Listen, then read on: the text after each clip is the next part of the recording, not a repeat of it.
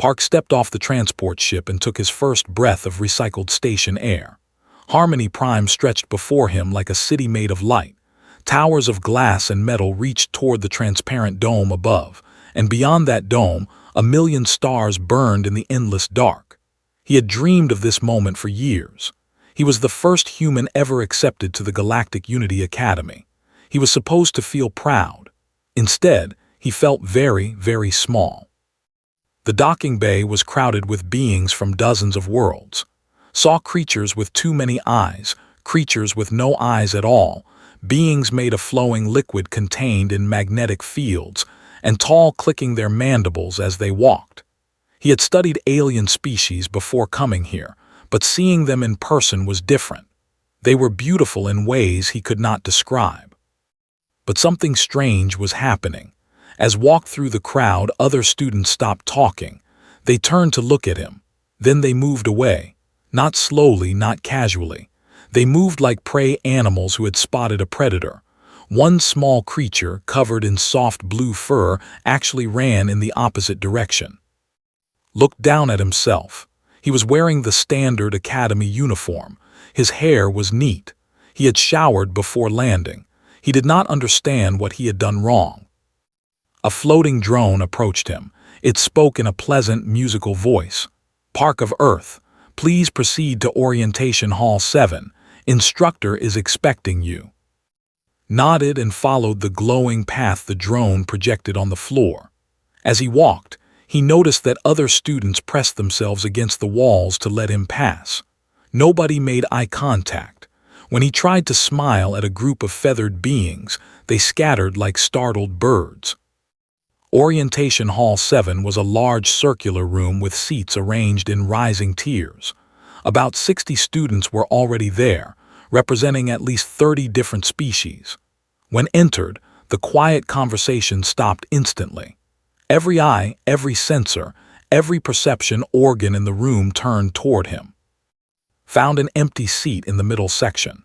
The students on either side of him immediately stood up and moved to different rows.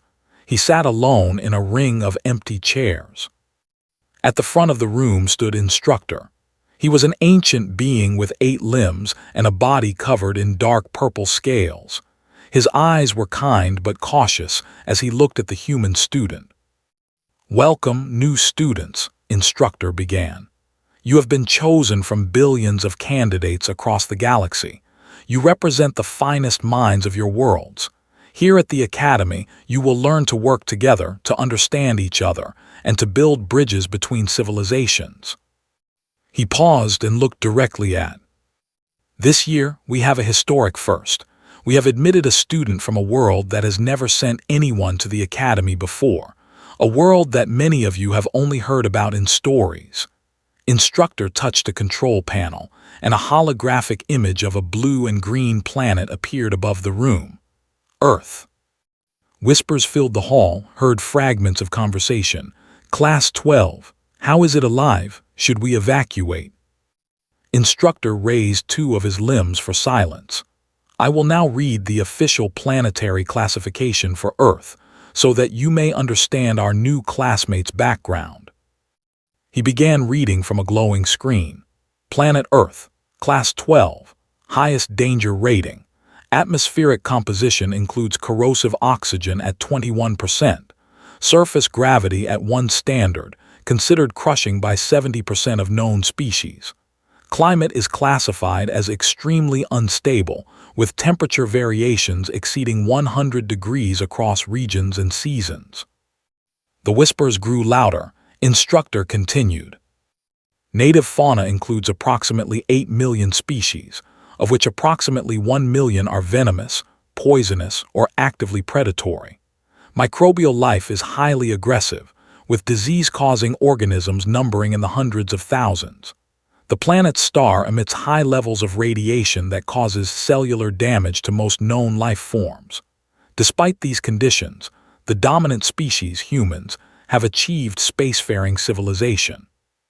Instructor lowered the screen. "Park, please stand." Stood slowly. He could feel the fear in the room like heat from a fire. "Do you have anything you would like to say to your classmates?" Instructor asked. Looked around at the terrified faces. He did not know what to say. On Earth, he was just a normal student. He liked reading books and playing basketball. He called his mother every Sunday. He was afraid of public speaking. "I'm happy to be here," he said quietly. "I hope we can be friends." Nobody responded. After a long moment, Instructor nodded and sat back down. Later that day, found his dormitory room. It was designed to house 4 students, but when he arrived, he discovered that 3 of his assigned roommates had already requested transfers. Only one remained. She was a crystalline being named. Her body was made of living mineral that caught the light and scattered it into rainbows. She was beautiful and fragile-looking, and she was clearly terrified of him. "Hello," said gently. I will not hurt you." His crystal form vibrated slightly, which he had learned was a sign of nervousness in her species. "I know," she said, her voice like wind chimes. "I stayed because leaving felt rude. My mother raised me to be polite." Smiled. "My mother raised me the same way." They stood in awkward silence for a moment. "Is it true?" finally asked. "Everything in the classification file?" "I do not know what the file said," admitted. "But Earth is my home. It is not so scary when you grow up there." "What is it like?" Thought about Seoul in spring, when cherry blossoms covered the streets in pink snow. He thought about his grandmother's cooking, about mountains in autumn, about the sound of rain on his bedroom window. "It is beautiful," he said softly. "It is the most beautiful place I know." His vibration slowed slightly. She was still afraid, but somewhere behind that fear saw something else: curiosity. It was a start. 3 weeks passed at the academy. Attended his classes, ate his meals alone, and tried to ignore the way other students treated him. They were not cruel. They were just afraid. He understood. If a monster from a nightmare world came to his school, he might be afraid too. Still lived with him in the dormitory. She had grown slightly more comfortable, though she still kept her distance. Sometimes they talked before sleep. She told him about her, a planet of crystal caves where the temperature never changed and the greatest danger was a strong gust of wind. He told her about Korea, about his family, about the food he missed. She listened with wonder and horror mixed together. Today was his first survival studies class. The course was meant to teach students how to handle dangerous situations they might encounter during their careers. Walked into the classroom and found a seat in the back corner, where he had learned to sit so that other students would not have to see him. The instructor was a being named Professor, a creature that looked like a floating jellyfish made of pink light. About 40 students filled the room, representing many different species. "Welcome to Theoretical Survival Studies," Professor announced. "In this course, we will learn to identify and respond to environmental hazards. Today, we will begin by discussing dangerous conditions you may face on various worlds." A holographic display appeared, showing a list of hazards: extreme temperatures, atmospheric toxins, predatory fauna, unstable terrain. "Let us start with a sharing exercise," Professor said. "Each of you will describe the most dangerous aspect of your. This will help us understand the diverse challenges different species face." One by one, students spoke. A being from a water world described currents that could sweep a swimmer off course. A gas giant dweller talked about pressure changes between atmospheric layers. A forest world native mentioned plants that grew too quickly and could trap the unwary. Notice that a feathered avian student was watching him with cold eyes. She had made her feelings about humans clear during previous classes. She called them primitive, lucky survivors who had no place among civilized species. Tried not to let it bother him. When it was turn, she spoke proudly. "On my world, the greatest danger is high winds during storm season. They can reach speeds of 50 units per hour. Several of my ancestors died in such storms." Other students nodded sympathetically, said nothing, but he thought about typhoons back home that reached speeds 10 times higher. A large, rock-skinned student named Bram spoke next. "My world has earthquakes sometimes. The ground shakes. It is very frightening." More nods of sympathy. Thought about the earthquake drills he did every month in school, about buildings designed to sway so they would not fall, about the tsunami warnings posted along every coastline. Finally, Professor turned to, "And you, student from Earth, what dangers does your world present?" The room went very quiet. Everyone turned to look at him. Stood slowly. He did not want to scare anyone. He decided to speak simply and calmly. "Earth has many dangers," he began. "We have storms called hurricanes that can destroy entire cities. We have earthquakes that crack the ground open. We have volcanoes that can bury whole regions in ash and fire." He paused. The students were staring at him with wide eyes. "We have thousands of animals that can kill humans. Snakes with venom that stops the heart. Spiders that cause flesh to rot. Bears that can tear a person apart with one strike. Sharks that smell blood from great distances. Tiny insects that carry diseases killing millions each year." A soft moan came from somewhere in the room. "Our water is not safe. The ocean covers most of our planet and it is filled with crushing pressure, freezing temperatures, and predators. People drown every day. We have floods that wash away towns. We have droughts that turn farmland to dust." "Please," someone whispered, "please stop." Did not stop. He spoke without anger, without pride. He simply described his home. "Our sun damages our cells if we stand in its light too long. We must protect our skin or we develop cancers. Our air carries diseases that spread when we breathe near each other. We have bacteria and viruses that have killed billions throughout our history. Even now, sickness is one of our greatest enemies." He took a breath. "Our planet's temperature varies by over 100 degrees depending on location and season. We have places so cold that exposed skin freezes in minutes. We have places so hot that people die from the heat every summer. We live on a world that is constantly trying to kill us." The silence in the room was complete. One student had fainted. Another was quietly crying. Professor floated motionless, her pink light flickering. "And yet," continued softly, 8 billion humans live on Earth. We have lived there for hundreds of thousands of years. We are still here." Feathers were pressed flat against her body, a sign of extreme distress. "How?" she demanded. "How is that possible? How do you survive?" Thought about the question seriously. "We adapt," he said. "When the world is cold, we make fire. When there are predators, we build walls. When diseases come, we create medicine. When the ground shakes, we design buildings that do not fall. We look at every danger and we find a way to live through it. That is what humans do. We never stop trying." He sat back down. Nobody spoke for a long time. After class ended, the other students left quickly, many of them giving looks of pure terror. He gathered his things slowly, in no hurry to face more fear and loneliness. A shadow fell over his desk. He looked up to find Bram standing there. The rock-skinned student was enormous, 3 times his size, but his eyes were gentle. "I thought I came from a tough world," Bram said quietly. "I was wrong. I think your species might be the toughest in the galaxy." It was not friendship exactly, but it was respect, and for that was enough. Behind them lingered at the door. Her earlier arrogance was gone. In its place was something new. Fear, yes, but also the beginning of wonder. She said nothing as she left, but she looked back at the human one more time before she disappeared into the corridor.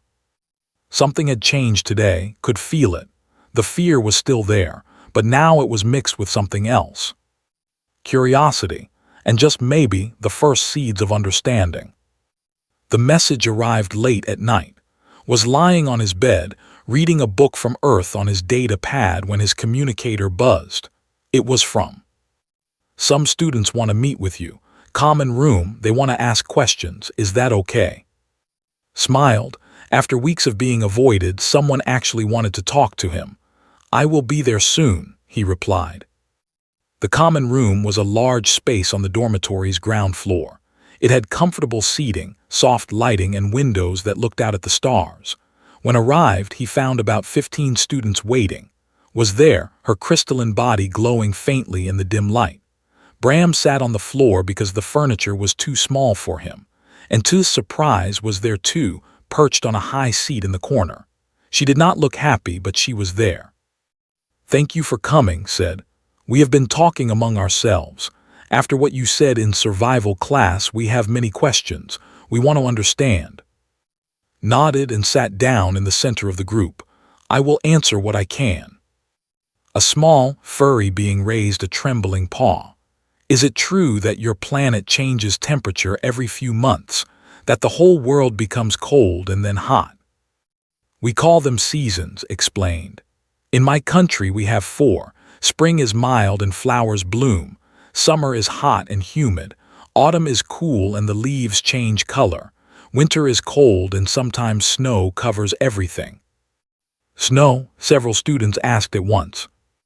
"Frozen water that falls from the sky." Gasps filled the room. On most of their worlds, water was precious and carefully controlled. The idea of it falling freely from above was hard to imagine. "And you just live through this?" the furry being asked. "Every year?" "We have different clothes for different seasons. We heat our homes in winter and cool them in summer. We have done this for thousands of years. It is normal for us." A liquid being in a containment suit spoke next. Its voice bubbled like water. "Tell us about the ocean. The survival file said it covers most of your world. Is that true?" Nodded. "About 70% of Earth is ocean. It is very deep in places, deeper than the tallest mountains are tall. The pressure at the bottom would crush most beings instantly. It is dark down there. No light reaches it. And there are creatures living in this death zone. Many creatures, fish with lights on their bodies to attract prey, giant squids longer than this room, things with no eyes that hunt by sensing movement in the water. We have explored more of space than we have explored our own oceans." The students exchanged horrified looks. "But here is the strange part," continued. "Humans love the ocean. We swim in it. We sail boats across it. We build cities on its shores. Children play in the waves. We think it is beautiful."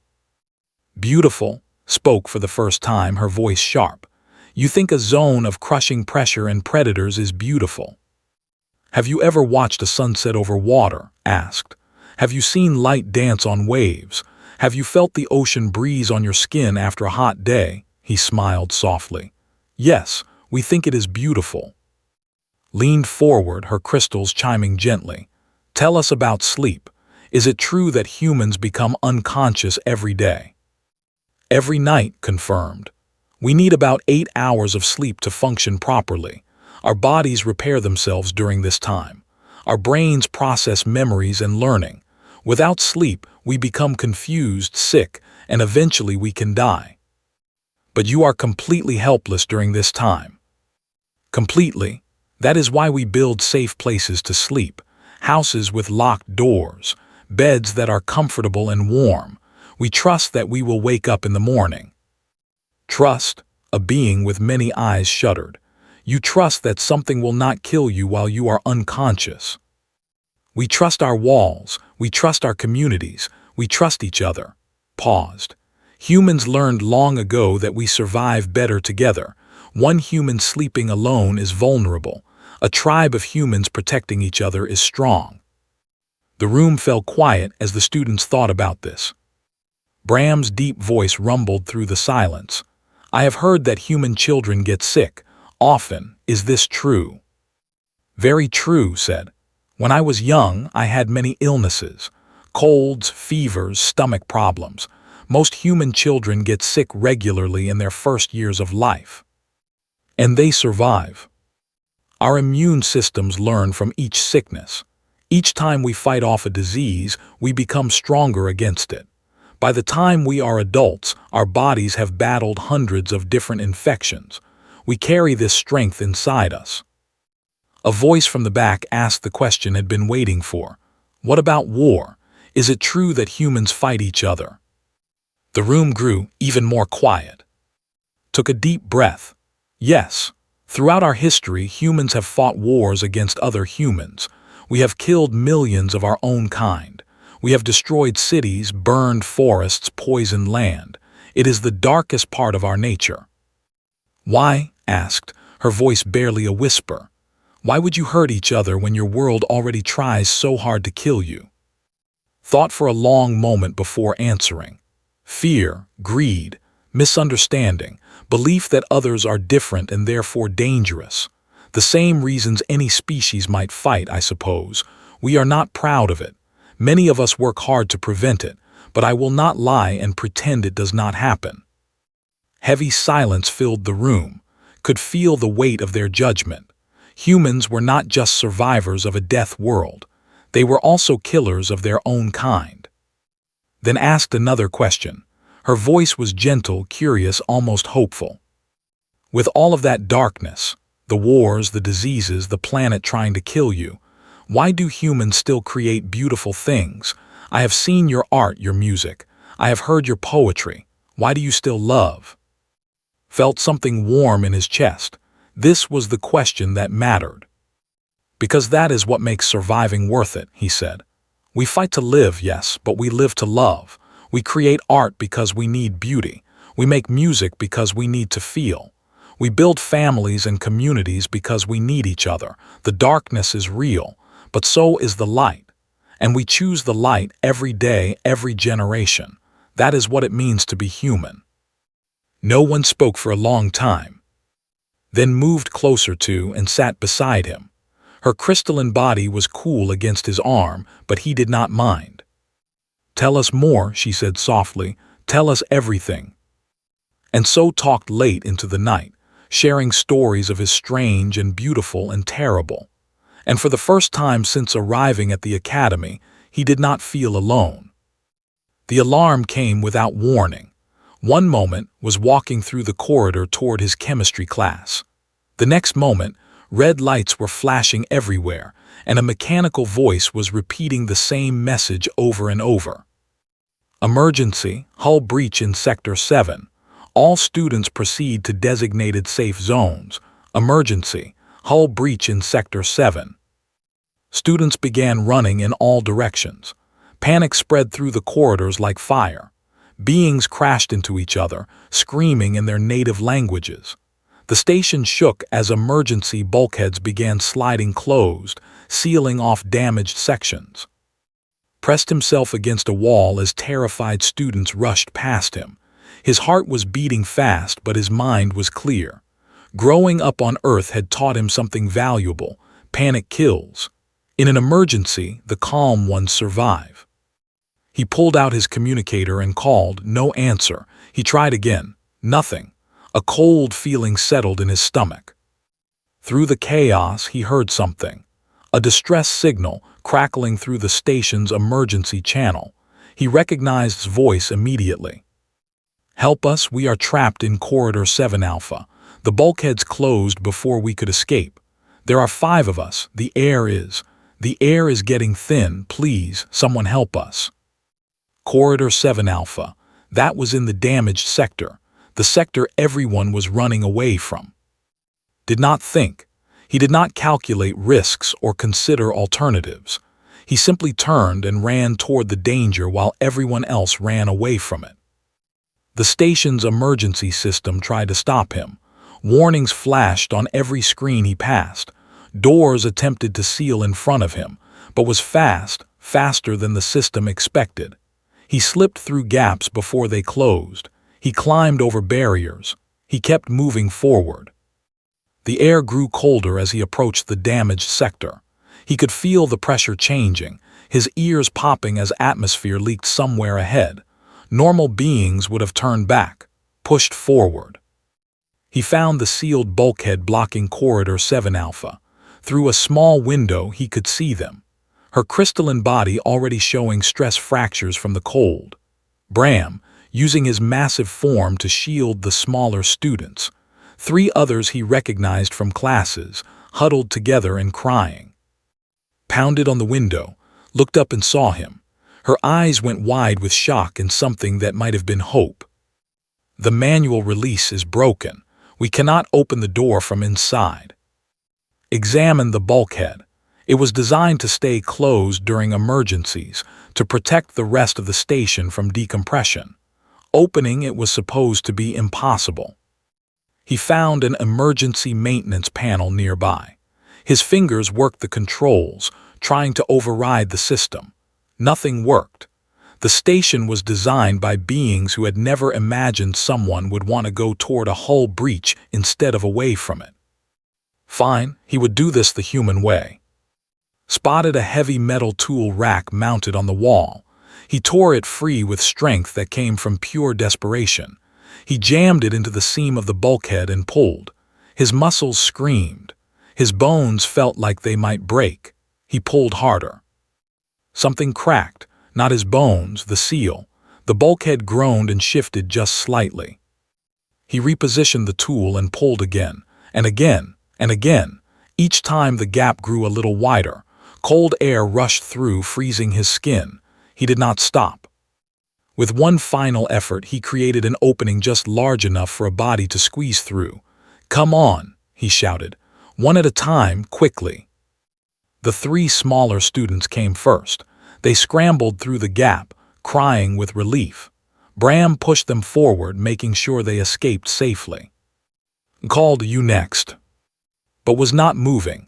Her crystalline form had developed deep cracks. The cold was killing her. Her species was not meant for temperature extremes. She was dying right in front of him. Squeezed through the gap himself. The cold hit him like a physical blow. His breath turned to fog instantly. Ice formed on his eyebrows and lashes. He ignored all of it. He reached and wrapped his arms around her. His skin burned where it touched her freezing body. He could feel the cold spreading into his muscles, his bones, his core. He did not let go. Whispered, her voice weak, "You will die, leave me." "Humans do not leave friends behind," he said through chattering teeth. "We are stubborn that way." He half carried, half dragged her toward the gap. Bram met them there and helped pull through. Then he grabbed and pulled him through too. They collapsed on the other side of the bulkhead just as the emergency system finally resealed the gap. The damaged section vented completely to space moments later. If they had been seconds slower, they would all be dead. Lay on the floor, shaking violently. His skin was covered in cold burns. His fingers had turned blue. His vision was going dark around the edges. But he could hear his voice beside him, weak but alive, and that was all that mattered. "You saved us," Bram said, his voice full of wonder. "You ran toward death to save us." Rescue teams arrived minutes later. They found the human student barely conscious, hypothermic, and badly injured. They also found 5 other students who would have died without him. As the medical team carried away on a stretcher, a crowd had gathered in the corridor. Students who had spent weeks fearing him now watched with different eyes. Among them was, her feathers trembling as she stared at the injured human. He had not saved his own kind. He had saved aliens. Beings who had avoided him, feared him, sometimes insulted him, and he had nearly died doing it. Why would a human do that? The answer was already spreading through the crowd in whispers, because that was what humans did. They protected. They fought for those they cared about. Their instincts did not make them monsters. They made them guardians. In the medical bay, doctors worked frantically to save the human's life. His body temperature had dropped dangerously low. His cellular damage was extensive. Any normal being would have died. But was not a normal being. He was from Earth, and on Earth giving up was not an option. 2 hours later, his eyes opened. Was the first word he spoke, "Is she okay?" The doctor, a being with 6 arms and kind eyes, looked at him with something close to reverence. "She is recovering. You saved her life. You saved all of them." Closed his eyes and smiled. Then he slept the deep sleep of someone who had earned their rest. Outside the medical bay, the story was already spreading across the station. The human from the one who ran toward danger instead of away, the one who would rather die than abandon his friends. Earth's fiercest student had shown them something they would never forget. Humans were not just survivors, they were heroes. 1 week after the incident, the entire academy gathered in the main auditorium. Thousands of students filled the massive hall, representing hundreds of worlds across the galaxy. At the front of the room, a raised platform held the Academy's Leadership Council, and in a seat of honor, still showing faint scars from his cold burns, sat Park. He had tried to refuse the attention. He did not feel like a hero. He had simply done what any human would do for a friend, but the Academy insisted. They said the students needed to hear from him. They said the galaxy needed to understand. Instructor stood at the central podium, his ancient scales gleaming under the lights. When he raised his many limbs for silence, the auditorium fell quiet instantly. 1 week ago, this station faced a crisis, Instructor began. A hull breach threatened the lives of several students. Most of us followed protocol. We ran to safety. We protected ourselves. This was the logical thing to do. This was what we were taught. He paused and looked at. But one student did something different. One student ran toward the danger instead of away from it. He broke through emergency barriers with his bare hands. He entered a freezing, depressurizing corridor. He wrapped his body around a dying student to keep her warm with his own heat. He nearly died so that others might live. Murmurs rippled through the crowd. When I first read the classification file for Earth, I felt fear, Instructor continued. I thought humans were dangerous. I thought we should be cautious around them. I was wrong. Yes, humans come from a dangerous world, but that danger shaped them into something extraordinary. They did not become monsters, they became protectors. He stepped aside and gestured toward the platform. We have prepared some statements from those whose lives were saved. Please come forward. Rose from her seat. She moved carefully, her crystalline body still showing repair lines where the cracks had healed. She walked to the podium and faced the thousands of watching faces. Her voice, when she spoke, was like wind chimes in a gentle breeze. I was dying, she said simply. The cold was killing me. My body was breaking apart. I told to leave me behind. I told him he would die if he stayed with me. She turned and looked at. He said humans do not leave friends behind.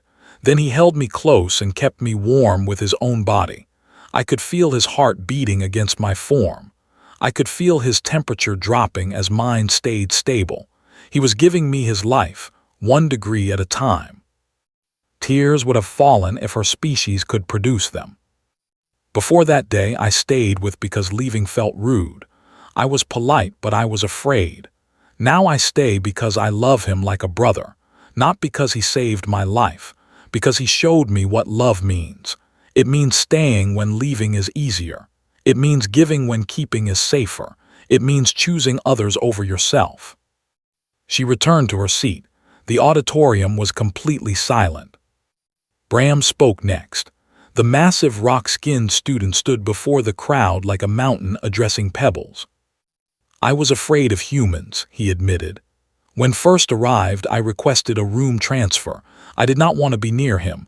I thought he was dangerous. I thought he might hurt me.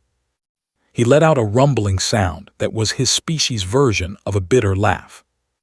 I was wrong about everything. Is the gentlest being I have ever met. He shares his food. He helps with homework. He listens when others talk. And when danger came, he did not run. He saved 5 people he barely knew, including beings who had treated him badly. Bram looked out at the crowd. I would trust a human with my life. I already have. And I hope someday I can be brave enough to deserve a human's trust in return. Finally, Rose. The feathered student walked to the podium slowly, her movements uncertain.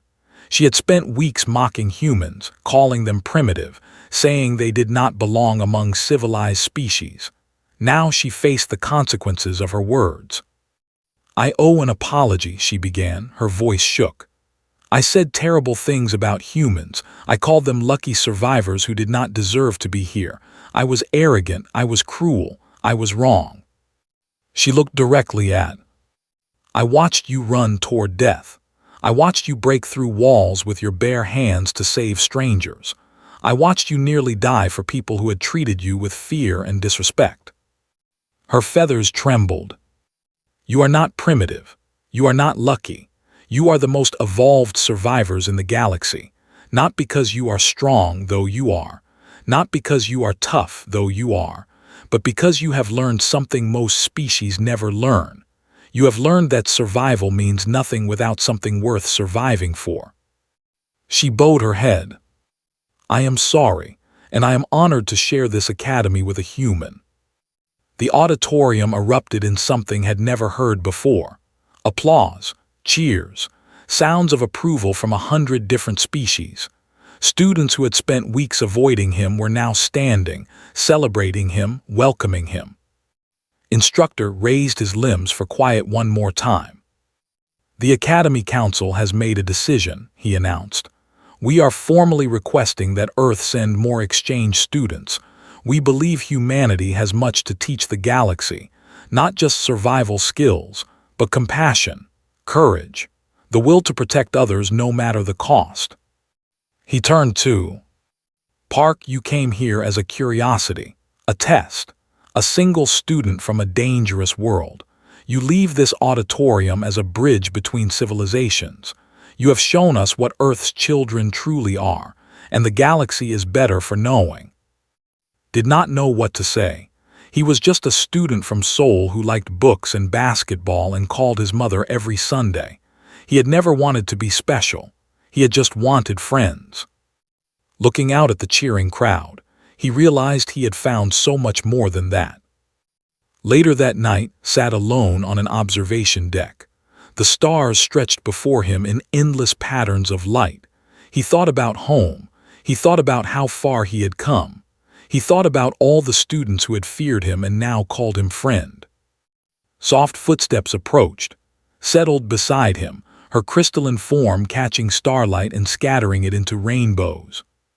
"Do you miss Earth?" she asked. "Every day," admitted. "I miss my family, I miss the food, I miss the rain and the mountains and the changing seasons." "Will you go back?" He thought about it. "Someday, but not yet. There is still work to do here, more bridges to build, more fears to ease." Was quiet for a moment. "Tell me another story about your world," she finally asked. Smiled. "Have I told you about the ocean trenches yet, the deepest parts of our seas?" "No." Crystals vibrated with nervous anticipation. "And I am already terrified." "Good, that means you are paying attention." They sat together as the stars turned slowly overhead. Human and alien, friends forged across the impossible distance between worlds. Two children of very different homes, finding common ground in the endless dark. Earth had sent its fiercest student to the stars, and the student had shown them that fierceness was not about violence or danger. It was about love strong enough to face anything. It was about hope stubborn enough to survive everything. It was about being human. And in the end, the galaxy welcomed that gift with open arms.